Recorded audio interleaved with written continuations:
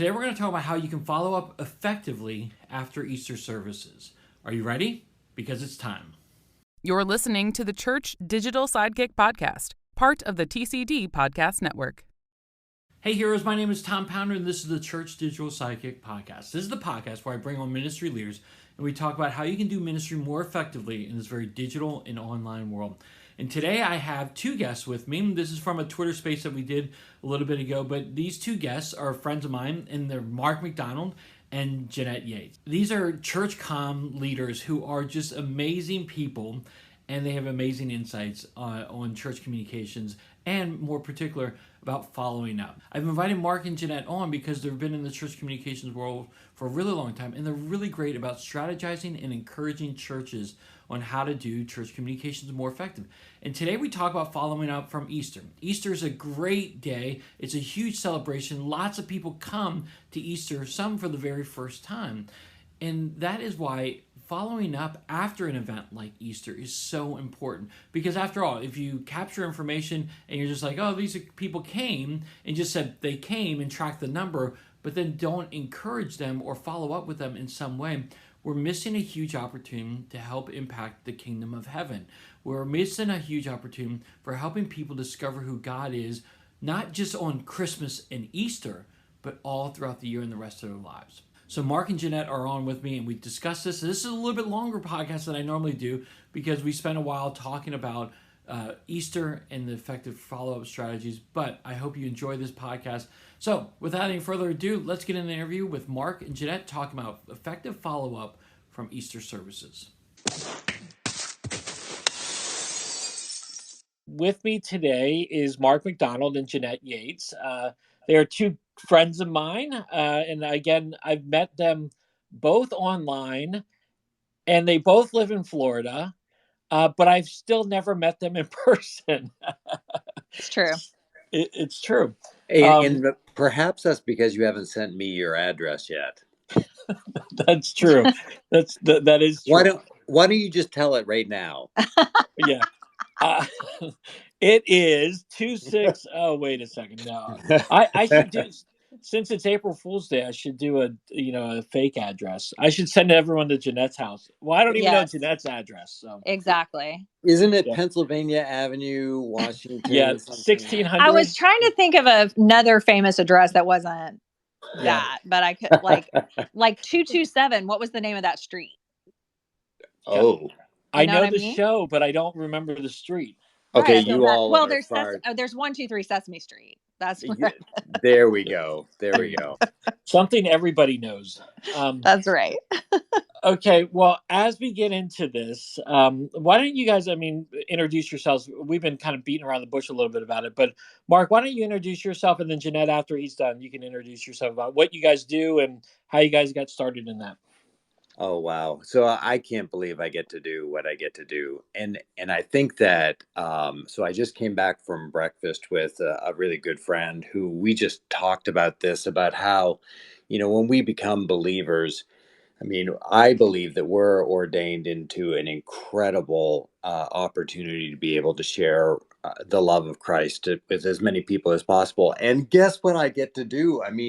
Originally I am Canadian, and I clawed my way to the top of one of Eastern Canada's largest ad agencies as senior creative director. And the whole time that I was trying to make it to the top, I just kept thinking, so why doesn't the church know this? And so my wife and two boys and myself, we moved to Winston-Salem, North Carolina, 21 years ago, and set up an agency for churches and to really help them communicate better, but ultimately so that our churches can be known for something that's relevant and needed, so that we can just get our community to actually listen again to our churches. So I get to do that on a regular basis, and I'm also the executive director for Center for Church Communication, and we influence about 10,000 churches across the country. That's awesome. That's great. Jeanette. Mark is so amazing, isn't he? He is. He's got great stories. And he only mentioned like one thimbleful of his experience and expertise. Right. But anyway, I am Jeanette, and let's see, I got started in church communications probably more than 8 years ago, 9, 10 years ago, maybe. And I just was basically like filling in for somebody, and I was writing bulletin articles, and that was about it. And by the time I realized I was working there full time, I was doing social media, website, email, um, all kinds of communication, internal, external, graphic design, all of that. And I learned everything I learned by going to the internet and typing in, what is this and how do I do it? Yeah. And so I definitely credit um, Church Marketing Sucks with introducing me to the likes of um, the, you know, Brady Shearer and all those people who kind of taught me and walked me through like what exactly was church communications and how it was more than just an administrative position, but it was a ministry and a way to serve the kingdom. So Yeah. anyway, I did that for a few years, and then gradually found my way to now where I work for a company that works with churches. I am the community manager for Texan Church, and spend a lot of time on Facebook and Instagram and Twitter hanging out with church communicators and helping them feel known, noticed, and loved. And Yes. anybody who is not following Jeanette on social media needs to follow her, because she is the biggest motivator and encourager on the entire internet. Yeah. I am very excited for other people and what's going on in their lives. And I really feel like that giving people encouragement in the form of kind words or funny gifts is kind of, my spiritual gift is gifts. You. I wonder, are there spiritual gifts now? Yeah. Yes, Yeah. there are. The gifts is, it really is it's a spiritual gift. I mean, to be able to share those strategically and great, I mean, you got to be good at that, and Jeanette's really good at that. I think that there should be a book called the best spiritual gifts. Yes. Let's or work or on it, Mark. Let's work on it. I or think or, so. Yes. or Mark, you can write a book, Be Known for Gifts. There you go. Um, okay, so we could talk about gifts for a really long time, but today we're actually talking about Easter, and we're talking about Easter follow up, because here's the deal. A lot of churches do a lot of good stuff for Easter, but if you do all the good stuff leading up to Easter and even on Easter Sunday, but if you don't have a follow up plan, I think a lot of what you do is for naught, and it's wasted stuff that you've done, because follow up is where the key is. So that's why I got Mark on. I've got Jeanette on, because when I think about follow up, I think Jeanette's great about this. Mark's great about this, about the communication stuff. And so we've talked about these before. I've talked to them separately about these, but together as a group, I just figured we could go back and forth and share different insights, different learnings, different tips that you've seen to be effective over the years. So whoever wants to start, whether it's Jeanette or Mark, we'll just kind of go back and forth and share and kind of debrief and discuss it as we go about. But what have you guys seen to be effective in your experience? Mark, I'm going to let you go first. Oh, thanks. I appreciate that. I think that the and maybe this is going to be a little bit of a soapbox, but I don't know whether everyone has realizes it or not, but churches love to change the message all the time. And I think that we need to figure out, and I know that this is my big mantra, and I did write the book called Be Known for Something, and it really is about concentrating on one message long enough so that you become known for it. And if it's the right message, then people will actually choose you and want to choose you, say, after Easter. Mm-hmm. So what I've oftentimes found is that in a lot of churches, it seems like Easter is an incredibly different service, an incredibly different experience than what you would have before Easter. I get to travel and do mystery visits in churches and things like that.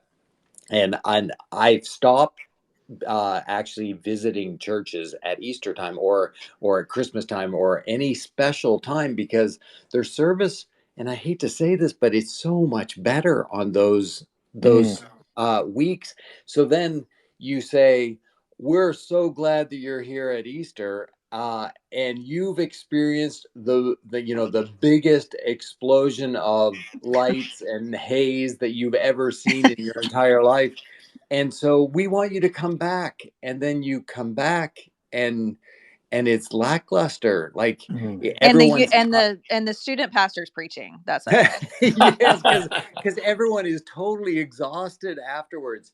And I think that what we need to figure out is how do we create something that's the same before Easter, during Easter, and then continuing it after Easter.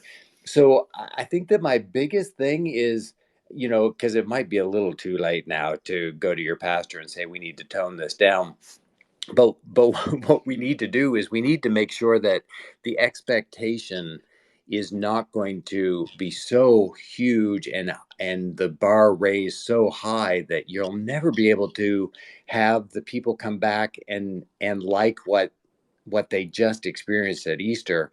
And I think that I mean, by raising the bar every year to do more and more stuff at Easter, I think that you're kind of shooting yourself in the foot because you can't sustain it afterwards. And I know that that really didn't answer your question, Tom, but by now you should know that I don't always answer your questions.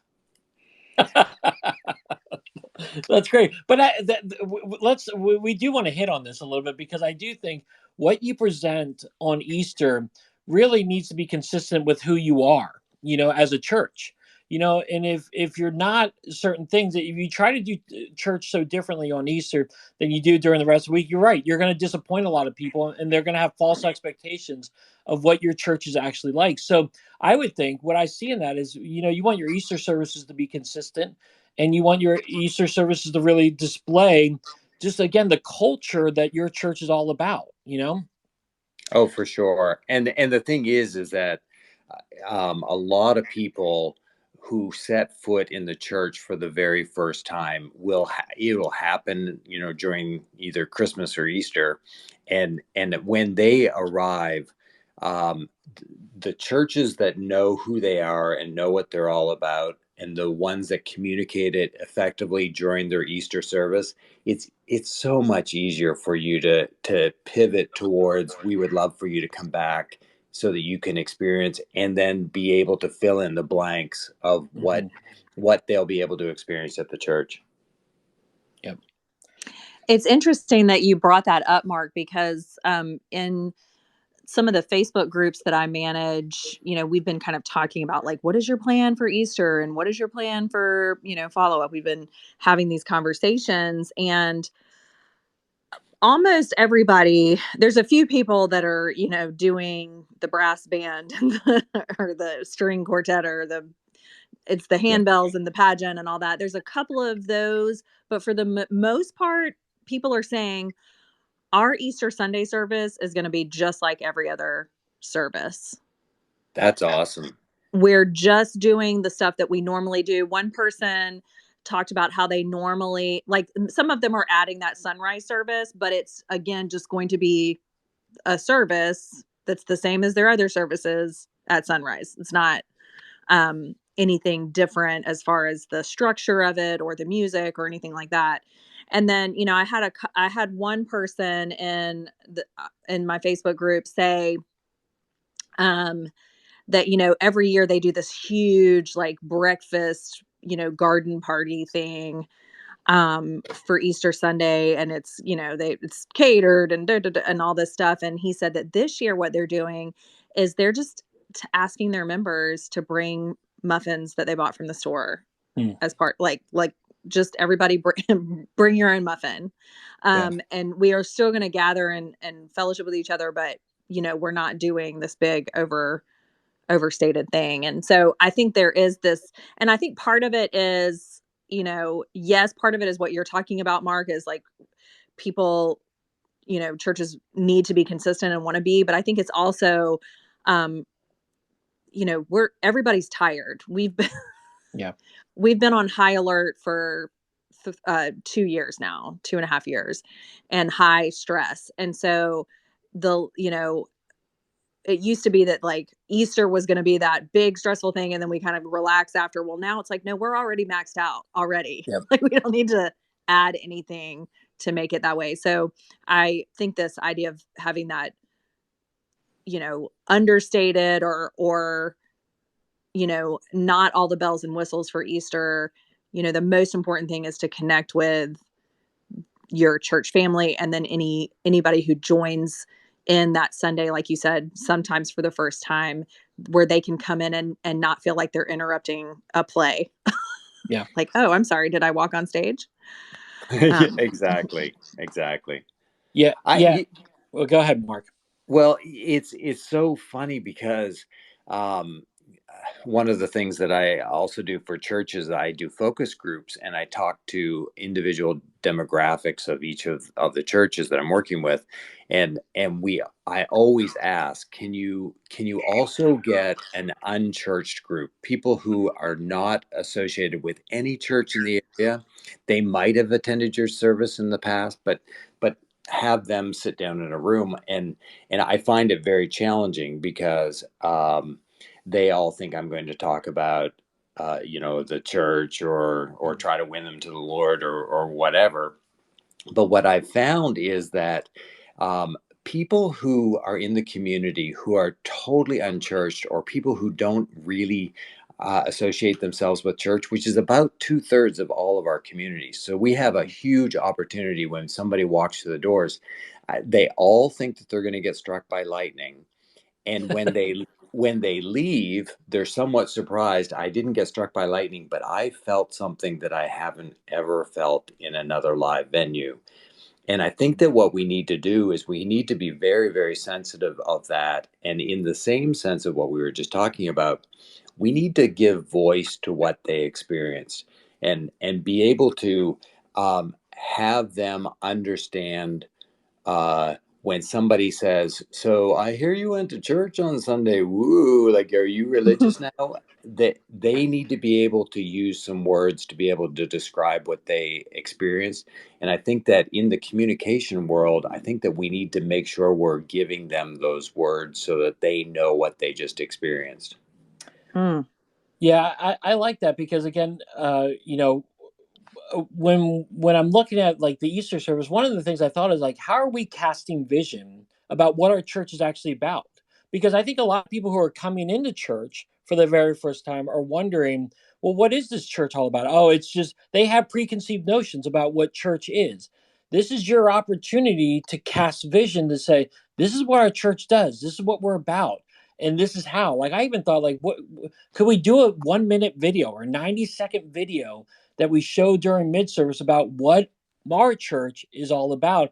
Because again, it's all part of the communication process. You're trying to break down walls. You're trying to get them to say, wow, this church is different than something I've ever experienced before. Yeah, and the interesting thing is that what you're talking about, oftentimes when we think about follow up for Easter, we quickly go to, how many emails do we send somebody, or how many text messages that we have to send somebody. But ultimately, what we need to do is have them understand what they just experienced, and that it can happen again. You can come back and experience this again. And the more you can know who you are before Easter, and then when they've experienced it at Easter, you can promise, the same thing afterwards, or the same benefit. This happens every week of the year, and we would love for you to participate.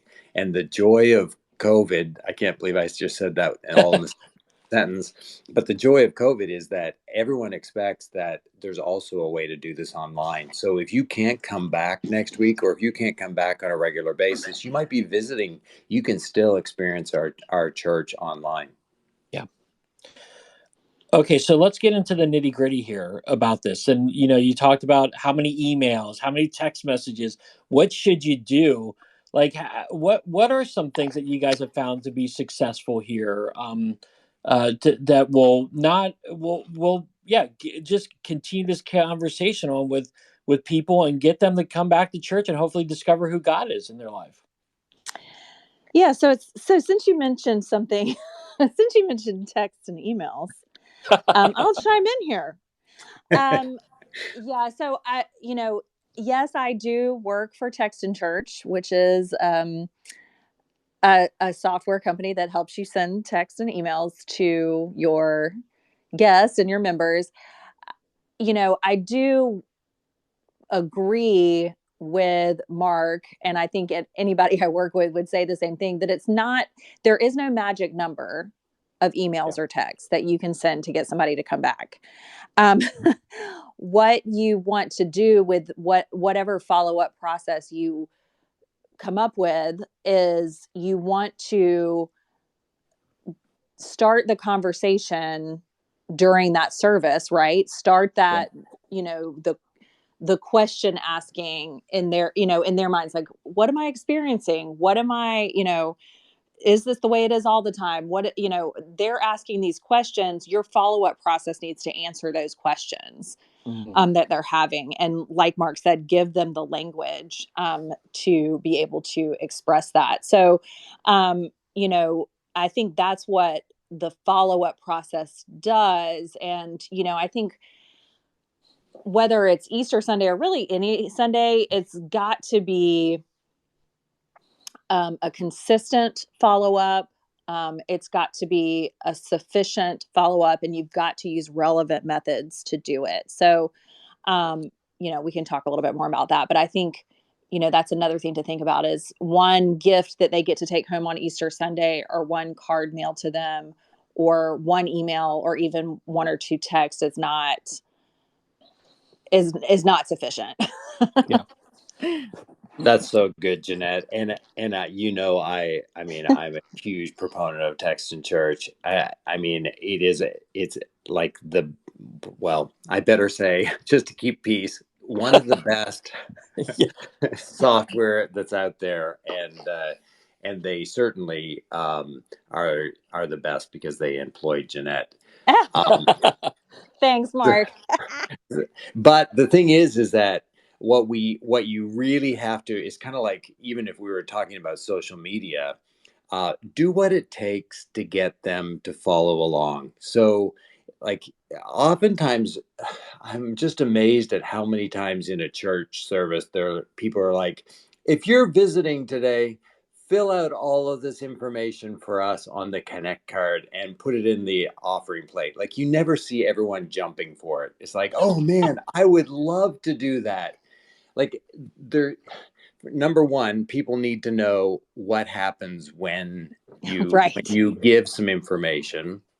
And number two, give them a reason to, like find out what they might want. Like, maybe integrate with your pastor a way for him to talk about a book that has just changed his perspective on the resurrection. And then for him to say, in fact, this book, I don't even know whether, like, it's usually sold out everywhere, but if you guys wanted to text us right now, we will mail you one this week. And then Oh, all of so a good. sudden, it's like you've increased the desire to want to get something. And then I know a lot of churches would go, oh my goodness, do you know how much that would cost in mail? Well, the thing is, there is a cost for them to give you their personal information. And we've got to figure out what is the cost, and are we going to actually give them something in return for that personal information? And I find that churches just drop the ball. Yeah. And I also don't think it even needs to be, like you said, you need to let people know what's going to happen when they give you their information. And it does not have to, something like a book or a devotional or something would be great, but it doesn't. I mean, people will give their private information, their cell phone number, to the smoothie store to get 10% off a smoothie. Yes. It doesn't have to. they know they're going to get 10% off a smoothie, they're going to give them that number. That's Yeah. it. It's not that they're holding on to it so tightly. They just need to know what to expect. And it's something they want, to your point, Mark, is like, yeah, I want my 10% off my smoothie. Maybe we could have that they don't have to give offerings for the next 2 weeks. If you, as soon as you said 10%, like we immediately went to the tithes. It's like, I Yes. think in scripture it talks about how if we give our email or our phone number to the church, we don't have to tithe for a couple of weeks. Yes. I'm pretty sure Yeah. it's right there in I, Deuteronomy. I love Yes. I love the idea of this incentivizing it, because again, your information is valuable, and you only give it out when you feel like you're going to benefit from it in some way. And so again, we talk about our church. Hey, text us this, do your digital connection card, and we'll get you information about the church. Well, that's probably not good enough for people to do it, because they can just get the information in the bulletin or whatever else there is out there. Well, But oftentimes the thing that we get back, or the thing that we hear, give us all of your information so it helps us, and then it becomes more about the church than it does about the benefit of the person who's giving up something. And so the cost, like that's why the smoothie shop says you get 10% off if you give us your information, and then totally respect that information, like that. You just treat it so preciously, because if you knew how many times I type in stop moments afterwards, yes. because I wanted the 10% off. I was just in Chicago last week, and I sat down and they said, well, we no longer have menus. You can just scan this QR code. Well, when I went to the QR code, it required me to put all the personal information in. And I'm thinking, just to see a menu? Are you Yes. kidding me? And then at the bottom, it said the magic word. It says, and we'll give you 10% off your first meal. And then I thought, okay, I'll do this. So I gave them all their information. But over the next 2 days, I got bombarded with they wanted to get me to come back, and it's like, stop, I'm done. Yeah. And it's hard to get someone back after they've left you. Well, and I think, you bring up a good point, and I actually talked about this in another podcast recently, about how, actually, was it yours, Tom? I don't remember. No, it could have been yours. No, yeah, it might have been the church juice one, but yes, we have to be better than the smoothie shop or the restaurant, right? Hmm. People know, yeah, I'm going to get this 10% off, and I'm just going to text stop later. They text stop not because of the fact that they're getting more texts than they want. They're texting stop because they're getting more texts than they want that don't give them anything. Yes. Yeah. So if you're engaging them in conversation, if you're connecting with them on a personal level, that's not spam. If you're just going, come to our church, come on Sunday. We look forward to seeing you on Sunday. We hope to see you Sunday. Oh, we missed you on Sunday. That's not going to cut it. That's just going to make people want to run away and text the word stop. But if you're Yeah. And, inviting, yeah. Jeanette, don't you find that the church doesn't really have a roadmap oftentimes, as to what they're going to do with that personal information? Yeah, I think that's part of the problem, is they really don't know. That's why they typically ask for all of it. Like, Yeah. I want to know how, How many how did children you you hear about have? us? Are you Yeah. married? How many kids do you have? How old are you? Are you interested in learning more about any of these ministries that we have? Here's all 15 of them. Please check one of them. I mean, because they're like, we just need all this information so that we can make a better decision, instead of saying, really, I just want to know your name and how I can get in touch with you so I can get to know you better. Yeah, and it's somewhat crazy, because remember, even though it's free to fill out something, there is a cost, and everybody knows that cost. It's that, how many times will they contact me, and will I be able to get out of it later? And if they know too much about me, so like, the more fields we have, the more expensive that form is. So Yes. like get whatever it takes to get the easiest form, whether it's going to be texting or whether it's going to be email, just to get something from them, and then you can do a trickle campaign, like where you're, whether you call it a funnel, like you just like start an engagement with them so that they'll give you a little bit more along the way.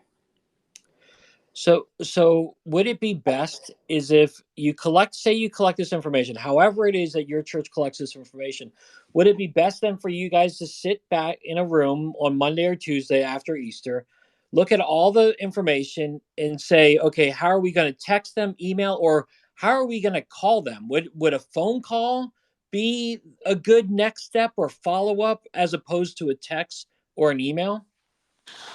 Well, I think you want to have the minimum information and you want to have your plan before you Yes. ask people for Okay. that information. Because if you're waiting to get started thinking about this until after you've collected that information, it's, people get spring fever, Yeah. pastors are exhausted, the youth groups getting ready to wind up for the summer, that, like wind up meaning like they're getting ready to be busy. Right. All of this stuff is happening inside the church. And if you don't already have a plan in place, those people are going to fall through the cracks. Maybe Yeah. one or two, maybe some of them are going to get the full connection. But if you don't have a consistent follow-up plan already in place before you even gather that information, you're going to lose that connection.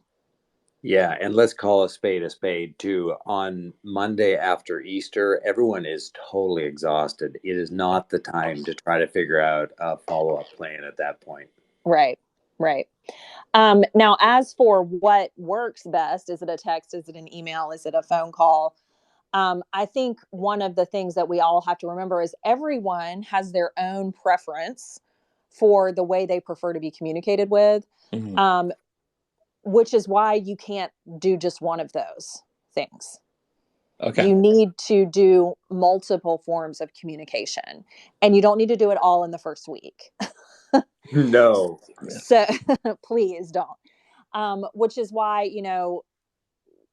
at Text in Church, we talk about, a follow up process for a guest being around 6 weeks. We have some people that have said that's too long for us. We do 4 weeks, but the majority of people actually do the 6 or even 12 weeks of follow up. And I can talk a little bit about why that is later. But that follow up process being longer enables you to kind of slowly, like Mark was talking about, drip, kind of information, and not just information, but conversation, encouragement, things like that in your communications via email, via text. Yes, somebody should make a phone call, but be prepared to leave a message Mhm. because, you know, sometimes the pastor or somebody will say, like, I really like to make a phone call. I like to call all of our guests, but chances are that person is not going to answer that phone if they don't know who's calling them. So you need to be prepared to leave a message that's not Yep. bumbling and confusing, Yep. that's clear, and do all of those things over the course of several weeks. Yeah, Because and it was interesting because a really good friend of mine just started going to a new church. Finally filled out his Connect card. As he said, I took a deep breath and thought, okay, well, I'll fill it out just so that I'm now known. And that's one thing that we do know is that people don't want to be visitors until they want to be known as a visitor Mhm. right, or guest.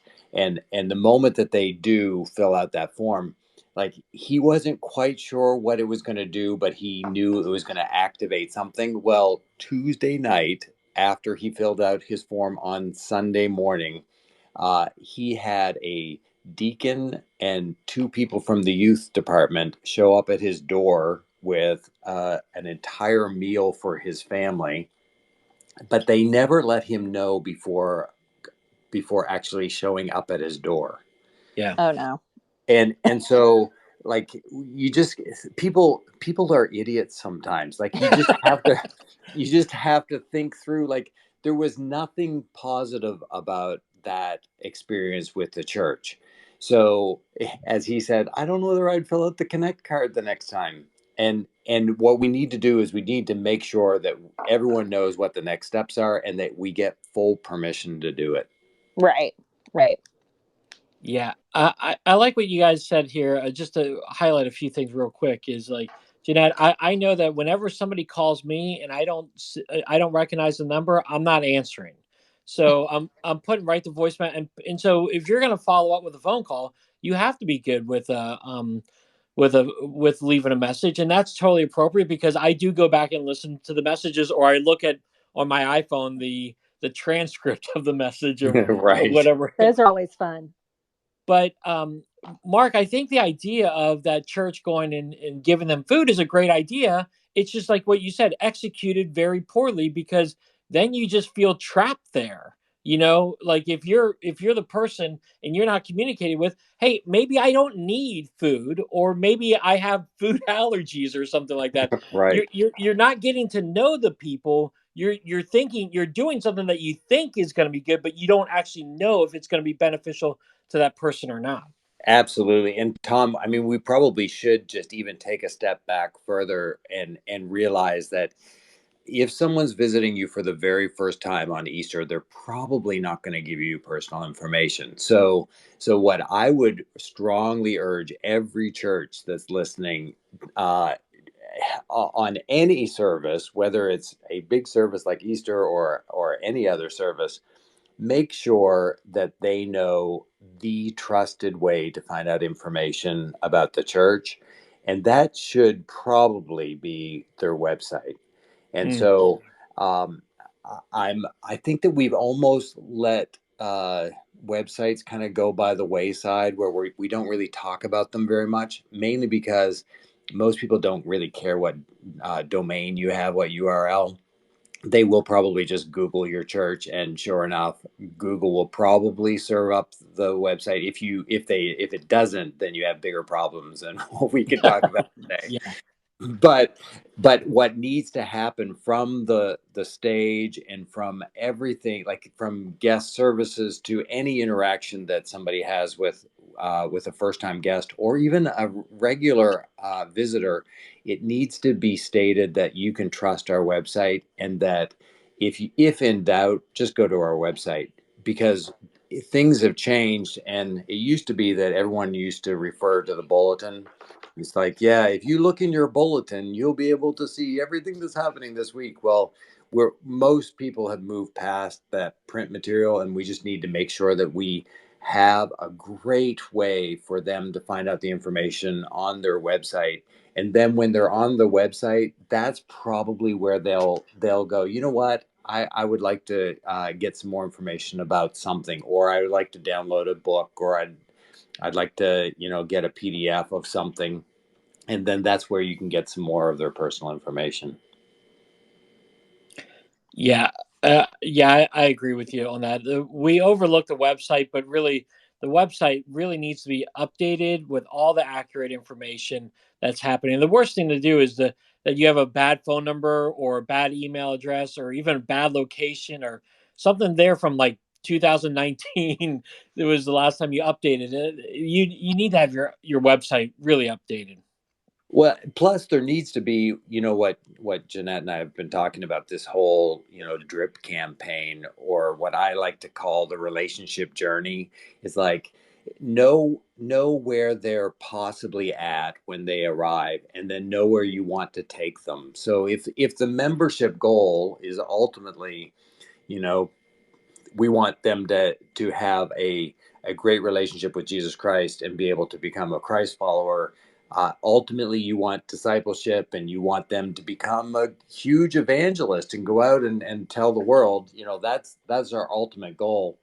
Well, it all starts with that single interaction that happens on the campus, and then typically it moves to some type of a digital entity. And so on your website, if you have a theme from, what you all are known for as a church, or what the theme of the Easter presentation, oftentimes when people go to the website after Easter, there's very little left of Easter on their website because it's expired or it's from the previous year. Which, but the thing is that there needs to be that next step clearly told in the service. If you go to our website, you can then do this, and then when you get to the website, that is really clear on the home page, that next step that can help them start moving towards a relationship with Christ. Yeah, that's awesome. Jeanette, were you going to say something? No, I was just agreeing with Yep. Mark and laughter. Oh, good. Oh, okay, so let's do this. So, we got about like 10, 15 minutes left here. Let's kind of let's land the plane. I was trying to think of the right phrasing. Let's land the plane here. As we kind of wrap up here, what are some tips and encouragement that you would give that maybe you haven't shared yet? I'll let you go first, Jeanette.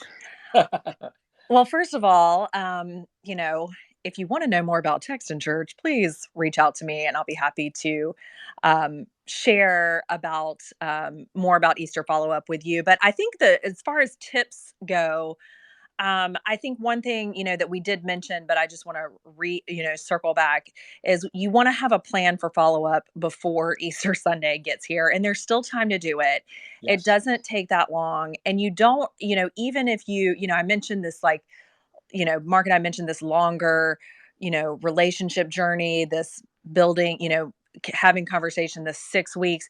You don't even have to necessarily know everything you want to say for 6 weeks, but do a general map out of the important connection points that you want to make with someone. And, you know, he, I do agree with Mark where he said, listen, if somebody's showing up for the very first time on Easter Sunday, they may not be ready to give you their information. But if you have something in mind, and Ryan Wakefield from Church Marketing University teaches this idea in some of his trainings, where you're prepared. You have to give them a reason to come back, and it doesn't need to necessarily be the very next Sunday. And he talks about another very popular Sunday is Mother's Day, and so Yes. inviting people for that or something like that. But, I spoke with a church in Lakeland, Redemption Church in Lakeland, Florida this week, and their communications. Actually, I don't know his title. He wears many hats like all of us do. But Caleb Oliver from there was talking about they actually have planned out from now until Memorial Day everything that every Sunday and how it's basically inviting people back for each week. There's a relationship building service or event or gathering that people are being invited to, with the idea that it's going to take all the way till Memorial Day to know whether or not, they're going to be tracking and, keeping up with, who comes on Easter and comes back for that second, third, fourth time all the way to Memorial Day. And so I think the idea of planning is so very important. That's an extreme, very well planned out thing, but you can also just say, what are we inviting them back to? Yes. And why would they want to come back for next week or the week after?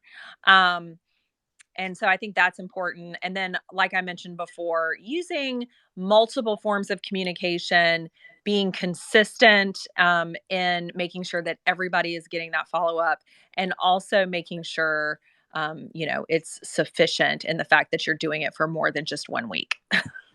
Yep. Well, let me just jump on that. We do a thing every year where after Easter we have a guest speaker share the week after, and we try to get someone with a well-known name And again, we're a bigger sized church, but we're able to do that. And we sometimes get more people to come back for that guest speaker than we do for Easter. But again, then the thing is, what's next? You always have to be thinking through, what are you inviting them back to, and how do you keep them engaged in, so that hopefully ultimately they're building community and they're coming to know the Lord as their Savior. So yeah, that's a great thought, Jeanette. Mark, what do you got? So I just feel like the two of you have just dropped the mic, because as as I quickly pivoted and said, Jeanette, why don't you go first? I was thinking, holy crap, what do I say? Uh, and the only thing that came to mind was, start something at Easter. Like Mm, Easter is about resurrection. It's about life. It's about a new beginning. People are looking desperately for something new, yeah. and just start something. Like, get something started. It's not the end. And the the craziness of our communication world today is that oftentimes people will read something and say, so what? Like, Yep. what now? And oftentimes we have these Easter things, and like, we do up from the grave he arose, and like, and then we finish and it's like, oh man, and it's like, you're dismissed. And it's like, it stops something rather than start something. And I think Mm, that we need to make sure, and it's really similar to what you guys were saying, is it's like, have a plan. Like, really just have a plan, talk through it. I know that everyone is so incredibly tired going up to Easter. You're all overworked, you're underpaid, you're to a point where it's just like, can we get it all done? Oh my goodness, it's got to be done. And then it happens. And the thing is that it really can't be the end of your planning, it can be the yeah. beginning of your planning. I love what you just said there, Mark. Actually, because one of the things I like to do on Easter is, well, actually, this is what I do with like all my online Bible studies. Is that whenever I end a Bible study, I'm starting a new one, and I'm inviting those people to continue the journey with me. And what you're just saying here is, you're inviting them back to do something, and maybe it is a Bible study. Hey, if you're interested, a great way to follow up is, hey, if you're interested, come to this Bible study, whether it's an in-person one or an online one, and we're going to be talking about this and something that's relevant to the resurrection and the life of Christ that gives us. And so I think those are some great ideas right there. Yeah, and I think that what you just said is really just, in the marketing communications world. I mean, I think we all understand that we have to look at the average person who's attending, and what are their biggest needs, what are their biggest concerns, what are their biggest goals, and then how do we become a solution to the needs and concerns, or a path to a Mm, goal. And then when we communicate what the next thing is, we need to make sure that not only do we say their name as the people that are listening to us, but we need to be able to speak their pain. But then ultimately, I mean, it's solutions to proclaim. I mean, it's just like one of those things where, let me just give you a benefit or a solution or a path to a goal. And then people will go, you know what? I'm going to make time for the next, whatever you started at Easter. yeah. Do that. Yeah, I agree with you completely on that. So, well, guys, this has been awesome. This has been great having you guys on and sharing. As we kind of just wrap up, how can people connect with you? What's a great way that they can connect with you, either online or email or whatever's best for you guys? I'm on Twitter at Jeanette Yates. And of course, you can also follow at Text and Church on Twitter as well. We're also over on Instagram. I'm over there. I don't know which is, well, I think Twitter is, I don't know. They're You both better great. say Twitter. Twitter's my favorite. It's the easy peasy one. Yeah. Yeah. But that's how you can get in touch with me. And everyone needs to get in touch with Jeanette Yeah. Yates. Yep. And Tom Pounder as well. If you don't know, like if you don't follow them on a regular basis, I enjoy their posting and their interactions, and I can't say enough good about them. And if you're looking for me, I'm at most things. I'm Mark Mac 1023. It's my birthday, October 23rd. So Mark Nice. Mac 1023. And then the easiest way to just get a hold of me, go to beknownforsomething.com, and you can even set up a totally free discovery call with me. There's lots of opportunities as you look at through our drip on our website. Do I have to fill out 10 pages worth of information about this to get a free call? I think I'm going to add to my forms, are you a friend of Tom and Jeanette's? Yes. And then if that, they'll get priority. There And you go. That's great. Tom, I know you're signing off, but I did, speaking of Twitter and how awesome it is, I did tweet at you just now Yeah. that a Easter follow-up plan Oh, that nice. people can download. So it's completely free. So they can, if they want to check that out, it is an option. It talks about a lot of the stuff that we've already talked about here. But I was like, hey, I know where I can find one of these, one That's of these great. follow-up plans. All right.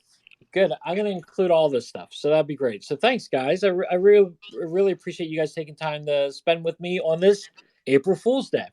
That's right. Thank you, Tom. All right, you, Tom. guys. Thanks a lot. I'll talk to you guys soon.